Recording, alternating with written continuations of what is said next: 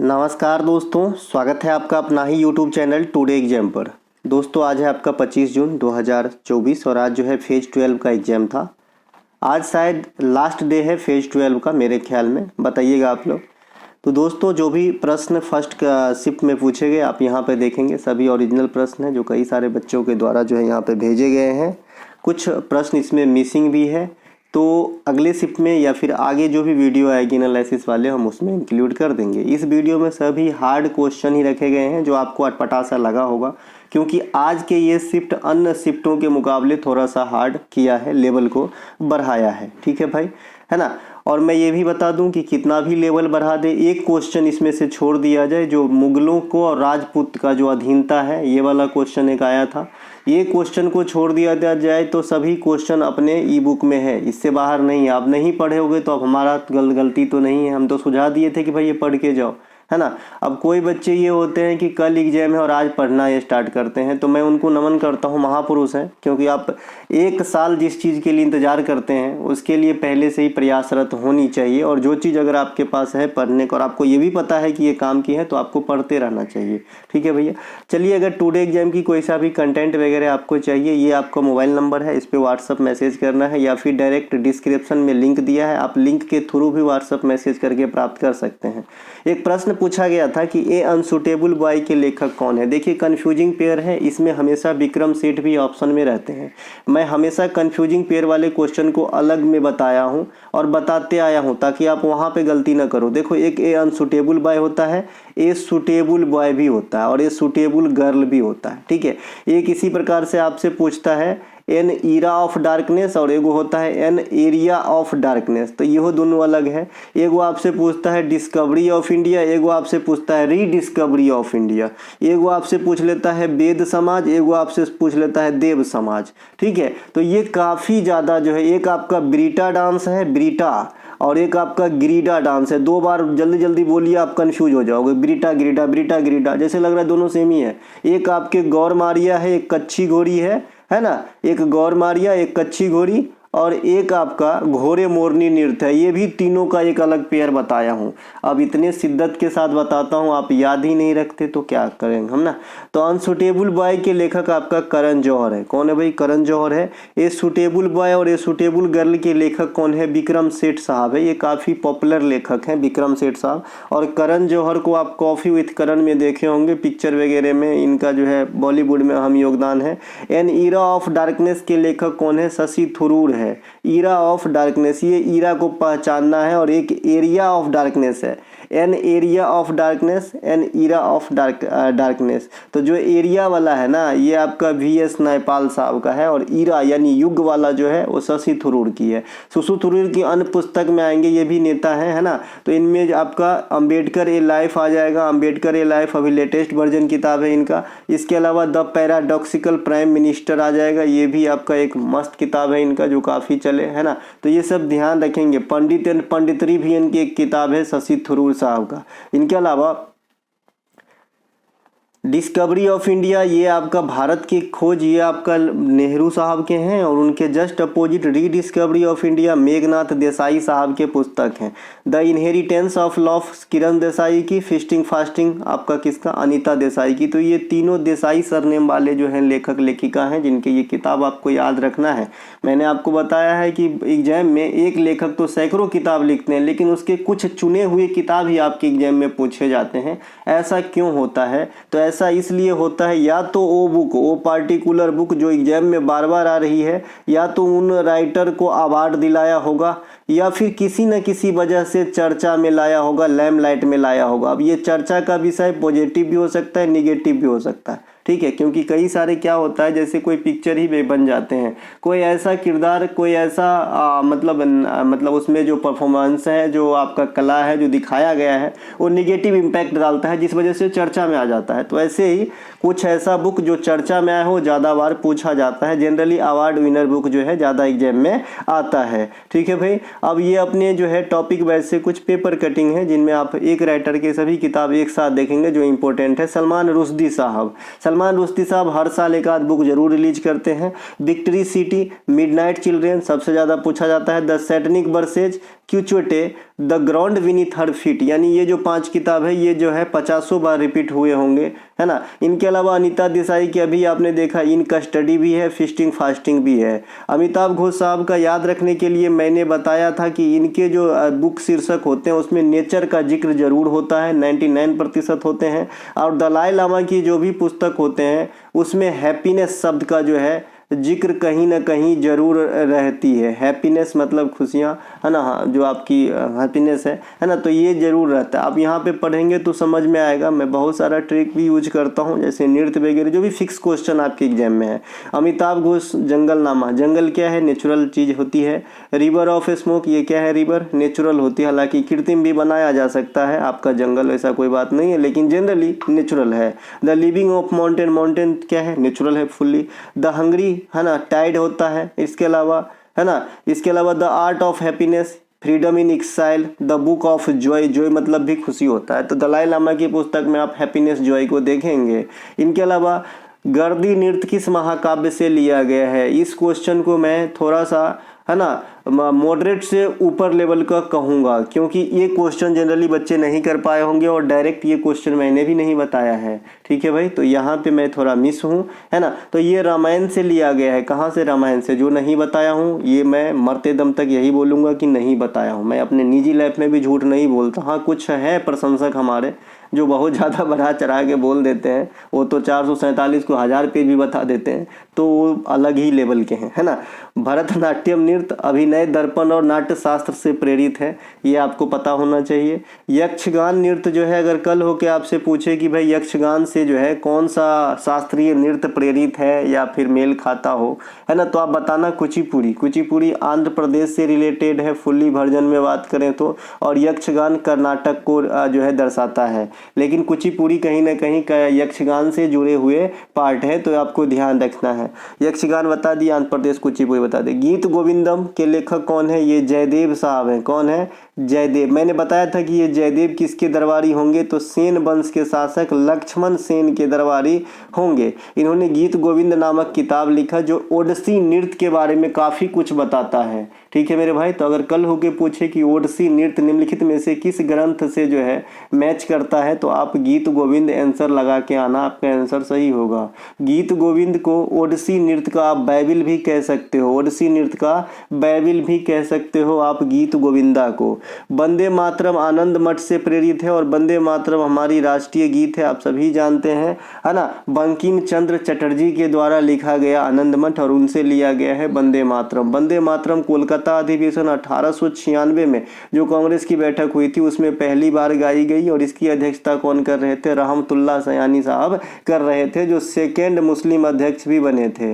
इनके अलावा बद्रुद्दीन तैयब जी के बाद भामा कल्पम, ये कुचिपुड़ी नृत्य के पार्ट है। अभी आपने देखा कुचिपुड़ी किससे अटैच्ड है, यक्षगान से, और कुचिपुड़ी से कौन सा नाट्य निकला है, तो भामा कल्पम। भामा कल्पम कृष्ण जी की जो पत्नी है सत्यभामा, उनके ऊपर दर्शाया गया एक नाटिका है। जोगई और चोलम यह मणिपुरी नृत्य के दो प्रमुख पार्ट होते हैं। मणिपुरी नृत्य लास और तांडव दोनों भाव से प्रेरित होते हैं। मणिपुरी नृत्य मणिपुर की है। मणिपुरी नृत्य में मैंने ट्रिक बता दिया है याद रखने के लिए। कैसे याद रखोगे मणिपुरी नृत्य, तो मणिपुरी नृत्य में मैंने बताया था कि भाई जो भी सिंह सर नेम रहेंगे 99.9% काम करेगा, और झावेरी बहन रहेंगे, ये आपके मणिपुरी नृत्य में रहेंगे। और मैंने लगभग सभी नृत्य का ट्रिक बता दिया है, बस कुछ देवियाँ जो हैं उनको याद रखने के लिए बोला हूँ, जैसे रुक्मिणी देवी, है ना, कलामंडलम, कल्याणकुट्टी अम्मा, है ना, चारू माथर, बिंबावती देवी, कलावती देवी, सितारा देवी, है ना। इनको अगर आपने याद रख लिया तो बाद बाकी नृत्य को याद रखना काफ़ी इजी होता है। जनरली जो बार बार एग्जाम में पूछे जाते हैं वैसा नहीं कि सब दिन पैटर्न चेंज हो रहा है ना। तो आपको जो है बड़ा इजी वे में याद करा दिया है मैंने कि कथक के लिए सिंह लगाइए, उड़ीसा के लिए महापात्रा लगाइए, जैसे सुजाता महापात्रा, केलुचरण महापात्रा। पटनायक भी लगा सकते हैं उड़ीसा के लिए, क्योंकि उड़ीसा में पटनायक जो है मतलब सरनेम के लोग रहते हैं। जो सर आपका सत्रिया नृत्य है सबसे लेटेस्ट, है ना, सबसे लेटेस्ट सत्रिया नृत्य है, गुरु शंकर देव के द्वारा शुरू किया गया था, जो असम का है। तो उसमें आप क्या सरनेम लगाएंगे, सैकिया लगाएंगे, गोस्वामी लगाएंगे, बोरबयान लगाएंगे, ठीक है, बोरबयान। तो ये तीनों सरनेम चलेगा आपका सत्रिया नृत्य के लिए। रेड्डी फैमिली कहाँ चलेंगे? कुचिपुड़ी नृत्य के लिए। गद्दाम पद्मजा रेड्डी, राधा रेड्डी, राजा रेड्डी, दीपिका रेड्डी, इस प्रकार से, ठीक है। तो बहुत सारे नृत्य है जो आप ट्रिक से कर सकते हैं। इसके अलावा देखिए वो वाला पॉइंट एक इधर लिखा गया है, 3 इडियट मूवी जो बनी थी, है ना, विनोद चोपड़ा का था शायद मेरे ख्याल में 3 इडियट मूवी। तो ये चेतन भगत साहब की पुस्तक 5 पॉइंट समवन पे आधारित था, और ये पुस्तक जो है 5 करोड़ बार एसएससी ने पूछा है। 5 पॉइंट समवन के लेखक कौन है, 2020 रिवोल्यूशन के लेखक कौन है, 2 स्टेटस के लेखक कौन है, हाफ गर्लफ्रेंड के लेखक कौन है ना। तो ये सब पुस्तक के लेखक कौन हो जाएंगे? चेतन भगत साहब हो जाएंगे, आले दर्जे के जो है राइटर हैं। इनके अलावा अली रप्पू, जाति, स्वरम, शब्दम, तिल्लाना, संभंग, अभंग, त्रिभंग, ये सभी जो है आपका किस नृत्य से जुड़ा हुआ पार्ट है, जिसमें संभंग, अभंग और त्रिभंग जो है ये शारीरिक हाव भाव है, और अली रप्पू, जाति, स्वरम, शब्दम और तिल्लाना ये नृत्य का पार्ट है। तो ये आपका सादिर भी इसी में रख लीजिए, सादिर अट्टम, ये सभी शब्द जो है भरतनाट्यम से संबंधित है। एक बात यहाँ पे क्लियर कर दूं कि त्रिभंग मुद्रा भी होता है, ये त्रिभंग मुद्रा जो है ओडिसी नृत्य से संबंधित है। भैया आप थोड़ा गहराई में चलना ही होगा आपको, ठीक है। जो त्रिभंग मुद्रा की बात करेगा कि निम्नलिखित में से त्रिभंग मुद्रा किस शास्त्रीय नृत्य से संबंधित है, तो आप ओडिसी लगा के आना। लेकिन अगर आपसे पूछे कि संभंग, अभंग और त्रिभंग ये किस शास्त्रीय नृत्य के शारीरिक हाव भाव है, तो आप भरतनाट्यम लगा के आना, ठीक है मेरे भाई। इसके अलावा एक प्रश्न आपसे पूछा गया है, मेवाड़ के किस राजा ने मुगल सम्राट जहांगीर की सेवा स्वीकार की थी? देखिए ये पूछा गया ही क्वेश्चन है, ये डीएसएसबी में पूछा गया है, सीजीएल में, एक सेकेंड, सीजीएल 2022, हाँ 2022 में पूछा गया है, सीजीएल 2022 में पूछा गया है, और ये आपका डीएसएसबी 21 में पूछा गया है। तो ये रिपीट किया गया क्वेश्चन है, अमर सिंह इसका आंसर होना होगा। देखिएगा अमर सिंह ऑप्शन में होगा, जहांगीर की सेवा स्वीकार की थी अमर सिंह, बाद में उनका पीढ़ी और चलता रहा, ठीक है। इसके अलावा हल्दी घाटी के युद्ध में अकबर की सेनापति आपसे पूछे जा सकते हैं, मान सिंह थे। मुगलों की अधीनता स्वीकार करने वाले अन्य राजा भारमल और कथाचित जो है ये सबसे पहला आपका राजपूत हुए जो मुगलों की अधीनता को स्वीकार किए थे, भारमल। इनके अलावा राणा कुंभा मुगलों की अधीनता स्वीकार नहीं किए थे, जिन्होंने चित्तौड़ में, है ना, विजय स्तंभ का निर्माण करवाया था। पहले डायरेक्ट पूछा जाता था विजय स्तंभ कहाँ है, चित्तौड़ में, किसने बनवाया था? राणा कुंभा ने। एक प्रश्न आपसे पूछा था और आपको याद हो कि मैं परसों के दिन आपसे बोला भी था कि 100% लिख के ले लो, अगले दिन 148 आर्टिकल की बारी है, जब वहां पे आपको, है ना, जो आपका 171 आर्टिकल पूछता है और विधान परिषद के बारे में जो है आपका, जिसमें कितने न्यूनतम अधिकतम सदस्य होगा, वहीं पे मैंने उसी दिन दूसरे शिफ्ट या तीसरे शिफ्ट में कुछ ऐसा पद का जो है क्वेश्चन पूछा गया, हाँ सॉरी, वित्त आयोग या फिर महान्यवादी की पूछे गए ना आर्टिकल, तो वहीं पे मैंने बताया भाई कैग का पूछा जाएगा। तो आपको कैग का है या 148। कैग का फुल फॉर्म बच्चे गलत प्रोनाउंस करते हैं, controller and auditor general of India होता है, कोई कोई कंट्रोलर बोल देते हैं, जो बिल्कुल गलत है। भारत में नियंत्रक एवं महालेखा परीक्षक की नियुक्ति 148 आर्टिकल के अनुसार राष्ट्रपति साहब करते हैं, और ये लोक लेखा समिति जिसमें कितने सदस्य होते हैं, कोई बताएगा कि कितने सदस्य होता है लोक लेखा समिति में? कोई भी बहादुर? तो 15 + 7 22 सदस्य होते हैं, 15 लोकसभा से, 7 राज्यसभा से। इसी प्रकार का एक प्राक्कलन समिति है जिसमें 30 सदस्य सिर्फ लोकसभा के होते हैं, राज्यसभा के कोई भी सदस्य नहीं होते हैं, ठीक है। तो 148 आर्टिकल के अनुसार राष्ट्रपति डिप्यूट करते हैं, और ये जो अपना जांचने के बाद जो रिपोर्ट तैयार करते हैं वो राष्ट्रपति साहब को ही सौंपते हैं। नियंत्रक एवं महालेखा परीक्षक की शक्तियों का जो उपबंध है ये आर्टिकल 149 में किया गया है। देखिए मैं जगह जगह ये अपनी चैनल का जो है नाम लिख दिया हूँ, इसे माइंड नहीं कीजिएगा, मैं अपना प्रचार नहीं भैया, मैं ये कर रहा हूँ कि कोई इसे चुराए नहीं, क्योंकि वीडियो में से भी चुराने वाले हैं लोग, डायरेक्ट वीडियो ही चुरा लेते हैं। जैसे मैं पढ़ाया हूँ वैसे ही चलेगा, बस अपनी पेन चला देंगे, और चलाना तो कुछ नहीं, बस ऐसे लाइन खींचना है ना। इसके अलावा भारत में प्रथम नियंत्रक एवं महालेखा परीक्षक बी नरहरि राव, ठीक है। वर्तमान नियंत्रक एवं महालेखा परीक्षक कौन है? गिरीश चंद्र मुर्मू। अगर इसके क्रम की बात करें तो देश के 14वें आपका जो है ना कैग हैं। इंडिया में एक चंद्रानी मुर्मू थे, है ना, चंद्रानी मुर्मू आप सभी जानते होंगे, सबसे कम उनके आपके संसद थे, लेकिन इसकी रिकॉर्ड अभी जो है बदल गया है। जैसे कि आपने लोजपा से बिहार में अभी एक जीती है, जिसके बारे में मैंने आपको बता दिया है। इनके अलावा नियंत्रक एवं व महालेखा परीक्षक का कार्यकाल 6 वर्ष या अगर 65 वर्ष की उम्र पूरा कर लेते हैं तो रिटायर्ड हो जाते हैं। इनके अलावा महान्यवादी जो देश के सबसे बड़े विधिक अधिकारी या कानूनी अधिकारी होते हैं, इनको आर्टिकल 76 के अनुसार राष्ट्रपति ही नियुक्त करते हैं और राष्ट्रपति जब चाहे तब इन्हें टर्मिनेट कर सकता है। इसका क्या अर्थ निकलता है कि राष्ट्रपति के प्रसाद पर्यंत पद को धारण करते हैं, मतलब राष्ट्रपति का विश्वास जब तक प्राप्त है तब तक राज्यपाल, महान्यवादी इत्यादि पोस्ट पे रह सकते हैं। ठीक है मेरे भाई। इसके अलावा भारत के प्रथम महान्यवादी शीतलवार साहब थे। अभी कौन है भारत के महान्यवादी? आर वेंकटरमणी साहब। इनके अलावा वित्त आयोग का गठन राष्ट्रपति के द्वारा 5 वर्षों के लिए किए जाते हैं और ये 5 सदस्यीय सदस्य समूह भी है, जिसमें 1+4 के रेशियो में जो है सदस्य होते हैं, 1 अध्यक्ष 4 अन्य अध्यक्ष। अभी 16वीं वित्त आयोग का फॉर्मेशन हो गया है। अरविंद पनगड़िया जो कभी नीति आयोग 2015 में प्रथम सचिव रहा था, नीति आयोग के, माफ कीजिएगा, उपाध्यक्ष, तो अभी अरविंद पनगड़िया जी जो है वित्त आयोग में अध्यक्ष चुने गए हैं 16वें। 15वें कौन थे? NK सिंह और पहले कौन थे? KC नियोगी 1951। ठीक है मेरे भाई।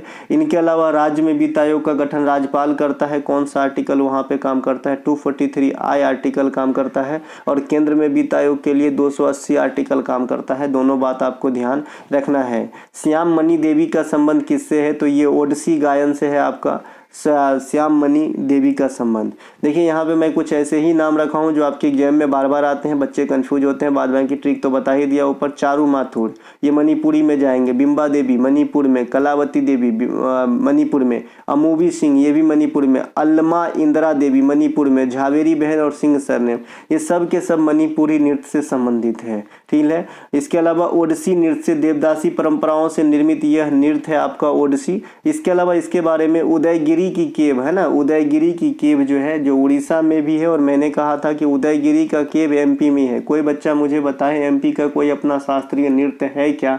तो आप कहेंगे नहीं जी सर। तो फिर उदयगिरी का केव मैं इस समय कहाँ वाला बात कर रहा हूँगा? तो उड़ीसा वाला, राइट। हो सकता है कि कल 4th शिफ्ट में ये क्वेश्चन शायद पूछा भी गया है। एक बच्चा ने क्वेश्चन कुछ भेजे हैं 4th शिफ्ट का, मैं एनालिसिस करा दूंगा टाइम मिलने पे, है ना, जैसे शाम तक सोच रहा हूँ, है ना। तो उदयगिरी के केव में आपको जो है ओडिसी नृत्य की प्रमाण मिलेगा। संयुक्ता पनिगिरी, सोनल मानसिंह भरतनाट्यम भी करती है, ओडिसी भी करती है। केलुचरण महापात्रा, सुजाता महापात्रा, इंद्रानी रहमान काफ़ी पूछे जाते हैं, वर्साटाइल एक्टर है, ओडिसी ज़्यादा जानती है और भी नृत्य जानती है। इलियाना सिस्टारिस्टी, है ना, ये भी विदेशी हैं, ये भी ओडिसी नृत्य से संबंधित है, जिसमें भगवान जगन्नाथ की पूजा की जाती है। अगर जगन्नाथ ऑप्शन में ना हो तो कृष्ण भगवान से भी काम चला लेंगे। कथकली नृत्य पाठ स्वीकृति बलराम भारत और हस्तलक्ष्मण दीपिका से ली गई है ना। ये मतलब आपका ये है कृत्य का नाम है, बलराम भारतम और हस्तलक्षणा दीपिका। यहाँ से कथकली नृत्य को जो है मतलब उद्धत है या फिर संबंधित है। यह केरल की प्रमुख शास्त्रीय नृत्य है ना, कथकली। ठीक है। इसमें मुखौटा का भी इस्तेमाल होता है कथकली में। इनके अलावा आपका जो है कुचिपुड़ी नृत्य, ये आंध्र प्रदेश, अभी मैंने बता ही दिया था, लेकिन कुचिपुड़ी नृत्य यक्षगान से अटैच्ड होने के साथ साथ आंध्र प्रदेश में इसकी उत्पत्ति होती है। सिद्धेंद्र योगी उत्पत्ति में योगदान करते हैं। लेकिन अगर अलग से पार्टिकुलर आपसे पूछे कि वर्तमान समय या फिर आधुनिक कुचिपुड़ी नृत्य को आधुनिक स्वरूप तक लाने में सबसे अधिक योगदान किसका है, तो लक्ष्मी नारायण शास्त्री। ये दोनों अलग अलग बातें हैं। एक कोई जो है इनिशिएट किया कोई चीज और एक किसी चीज को कोई टॉप पे ले गया, ये दोनों बहुत बड़ी बड़ी बातें हैं। ठीक है। तो अगर पार्टिकुलर आपसे पूछता है कि आधुनिक स्वरूप में और ऊंचाइयों तक या बुलंदियों तक पहुंचाने में किसका योगदान है कुचिपुड़ी में, तो लक्ष्मी नारायण का। वैसे इनिशिएट सिद्धेंद्र योगी साहब। इनके कुछ कलाकार, वैसे तो आप रेड्डी फैमिली बता दिए, लेकिन स्वपन सुंदरी, हलीम खान, इनको भी याद रखिएगा, आपके एग्जाम में ये पूछे जाते हैं, हलीम खान साहब। नालको किस तत्व के से संबंधित जो है आपका प्रोसेसर है, प्रोसेस्ड वाला जगह है, तो ये आपका एल्युमिनियम से। बॉक्साइट ऑप्शन में दिया गया था तो बॉक्साइट हो जाएगा, क्योंकि बॉक्साइट है ना एल्युमिनियम का ही अयस्क है। हिंडाल्को संयंत्र जो है ये आपका तांबा प्रोसेसिंग क्षेत्र है। क्या है भैया, तांबा का जो है रॉड वगैरह बनते हैं। सेल जो है, सेल है ना, स्टील अथॉरिटी ऑफ इंडिया, नाम से स्पष्ट है कि भाई ये सेल से संबंधित है, तो ये आपका सॉरी लोहा से संबंधित है, स्टील से संबंधित है, तो ये आपका लौह इस्पात संयंत्र हो जाएगा। भगवान मालिक। भारत में सबसे अधिक एल्युमिनियम संयंत्र कहाँ पे है, तो ये आपका उड़ीसा राज्य में है। कहाँ पे है, उड़ीसा राज्य में स्थित है। ये भी क्वेश्चन पूछा गया था। नवेली में क्या होता है, लिग्नाइट कोयला के लिए आदर्श स्थिति है। कोयला भी 4 प्रकार के होते हैं आपका, एंथ्रासाइट होता है, लिग्नाइट होता है, बिटुमिनस होता है और पिट होता है। पिट सबसे घटिया कोयला होता है, एंथ्रासाइट सबसे अधिक कार्बन वाला यानी सबसे अच्छा कोयला होता है। कोयला क्या है भाई, क्या है, जैविक सेल ही तो है। इसके अलावा तालचेर उड़ीसा में ये भारी जल संयंत्र के लिए प्रसिद्ध है। भारी जल का सूत्र बता ही दिया था, D2O, इसके अनुभार कितने होते हैं 20। बैलाडीला किसके लिए प्रसिद्ध है, लोहा के लिए। कहाँ पे रहेगा बैलाडीला, तो छत्तीसगढ़ में रहेगा। राजहरे पहाड़ी कहाँ पे रहेगा, छत्तीसगढ़ में। भिलाई इस्पात संयंत्र कहाँ पे रहेगा, छत्तीसगढ़ में। ये सब ध्यान रखिएगा, है ना। इनके अलावा SSB किस देश की सीमा के लिए है, तो भारत और नेपाल। अगर नेपाल ऑप्शन में नहीं होगा तो भूटान पक्का रहा होगा। SSB की स्थापना 1963, और मेरे घर के पास भी SSB की बटालियन है, 34वीं बटालियन, राजनगर, मधुबनी, बिहार। ठीक है, तो मेरे घर से ज़्यादा दूर नहीं है, हमारे ख्याल में 45-50 किलोमीटर है ना। इनके अलावा SSB का जो है आपका स्थापना 1963 में हुआ था, जब भारत और चाइना का युद्ध हुआ था। तो उसके बाद इन्हें बसाए गए थे कि भाई जो अन्य 2 बॉर्डर हैं उनको सुरक्षित रखा जाए, और ये जिम्मेवारी जो नेपाल वाला है, नेपाल के साथ साथ इन्हें भूटान का भी जिम्मेवारी सौंपा गया है SSB को। NCC की एक स्थापना 1948 में ही होती है ना, हाँ सही है, 1948 में ही होगी NCC की स्थापना, नेशनल कैडेट कोर की, जो स्कूल वगैरह में दी जाती है ट्रेनिंग, और आगे जाके नौकरियों में आपको इसको जो है फ़ायदा मिलता है। भारत पाकिस्तान सीमा, भारत बांग्लादेश सीमा पे जो है BSF काम करता है। ठीक है, कौन काम करते हैं, BSF निगरानी करते हैं।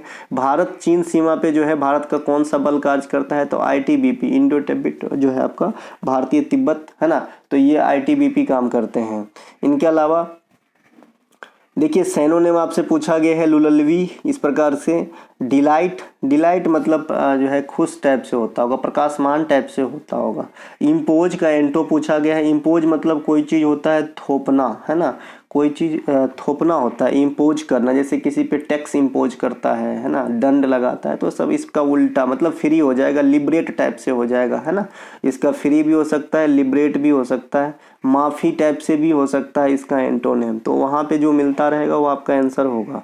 सरकार की धुरी किसे कहते हैं, इस प्रकार के क्वेश्चन आए हैं। प्रधानमंत्री को मेरे ख्याल में कहते हैं, है ना। सरकार की धुरी प्रधानमंत्री को ही कहेंगे, क्योंकि प्रधानमंत्री संसद में शासन बैठाने वाले अधिकारी है। एक तरफ राष्ट्रपति जो अंतिम सिग्नेचर से कोई चीज़ बनेगा या, है ना, या निरस्त होगा, और एक तरफ संसद में लोकसभा दल में बहुमत प्राप्त के नेता। और इंडिया में लोकसभा ही दोनों सदन में सर्वोच्च ज़्यादा पावर वाला है, भले इसे निम्न सदन कहा जाता है।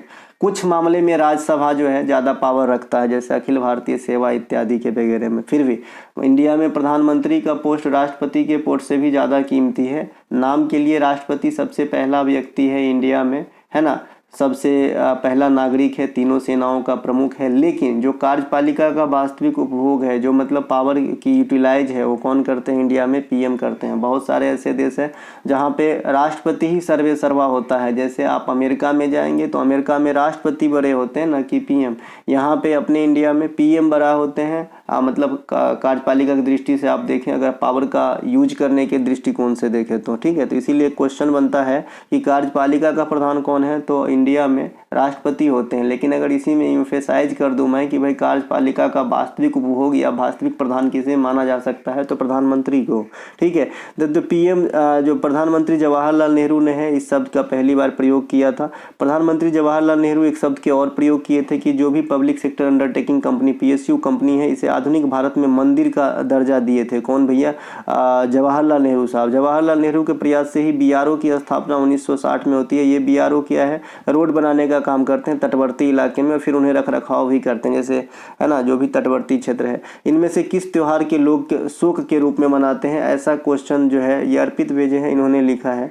ठीक है, इन्होंने ईस्टर बताया। ईस्टर जो है ऐसा नहीं होगा, मैंने भी आंसर में ईस्टर ही लिख दिया उनके कहने पे, लेकिन ये ईस्टर नहीं होगा। अगर आपने शोक लिखा है तो ईस्टर नहीं होगा, इसको सुधार करेंगे। देखिए मैं इसकी पूरी कहानी बताता हूँ। ईसा मसीह को जो है सूली पे चढ़ाया गया था, ये आप सभी जानते हैं, ये हम पढ़ते आए हैं इतिहास से, है ना। तो ये जो सूली पे चढ़ाया गया था, इसे हम कहते हैं गुड फ्राइडे, है ना। अब बताइए, अब अगर हमारा कोई आराध्य को कोई भी ठेस पहुंच रहा है तो मैं खुशी कैसे मना सकता हूं। तो याद रखने की तरीके, जो गुड फ्राइडे है वो खुशी नहीं मनाया जाता है। स्मृति को याद तो किया जाता है, लेकिन ये खुश होने की त्यौहार नहीं है, ये गम टाइप से त्यौहार है। तो यहाँ पे गुड फ्राइडे होना चाहिए आंसर। बताइएगा ये था कि नहीं ऑप्शन में, कि गुड फ्राइडे आपका आंसर में था कि नहीं, जो शोक वाला त्यौहार है ईसाई धर्म के। ठीक है, इसी के 3 दिन के बाद जब भी ये गुड फ्राइडे होगा तो शुक्रवार शुक्रवार को होगा, क्योंकि फ्राइडे मतलब शुक्रवार, ये तो हम पहले क्लास की नर्सरी में पढ़ते हैं आजकल, ठीक है। इसके बाद शुक्र के 3 दिन के बाद क्या आता होगा, संडे आता होगा, शुक्र शनि रवि। तो तीसरे दिन जो है ना, ऐसा माना जाता है